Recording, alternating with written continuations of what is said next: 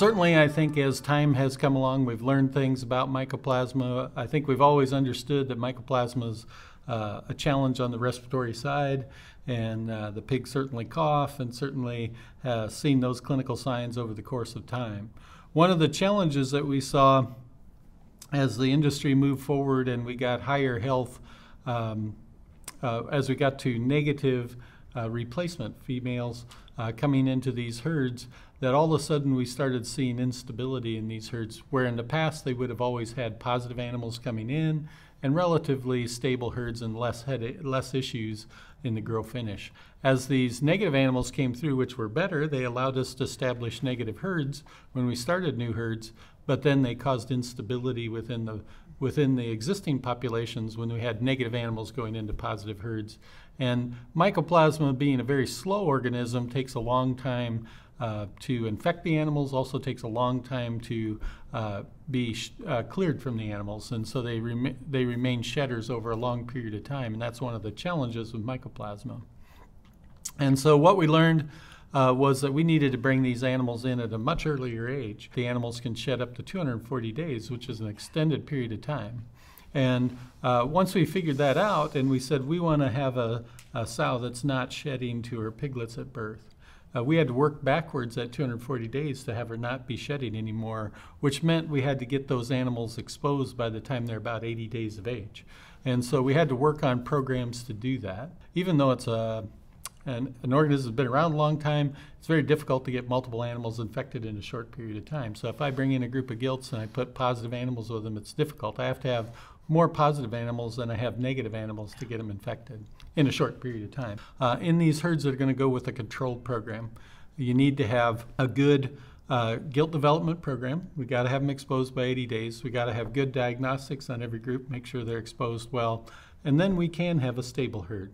It's not as good as a negative herd, but that's the other step that you can take. Many producers went down that stability route and just said, quite frankly, this is a lot of work and it's difficult and I'm not always successful.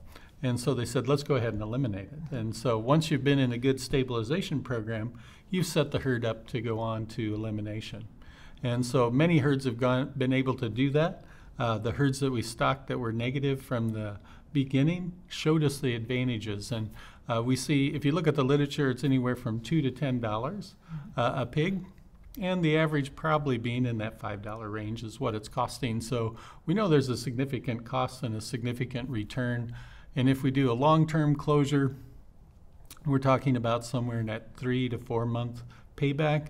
If we do a heavy medication program and no closure, we're talking about 11 to 12 month payback. Again, when we think about big investments, that's relatively short payback.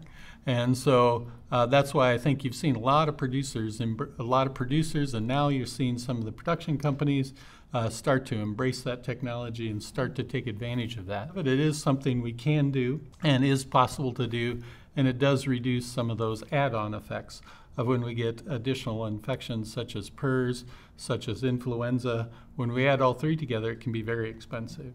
And so producers have taken that approach that let's take one off the table because we can.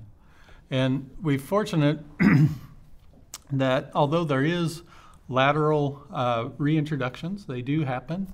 They're relatively rare events. We did a study looking at 100 sites in pig dense areas, and we only had 6% of them get infected. So it's a relatively low rate when we compare it to some of the other diseases.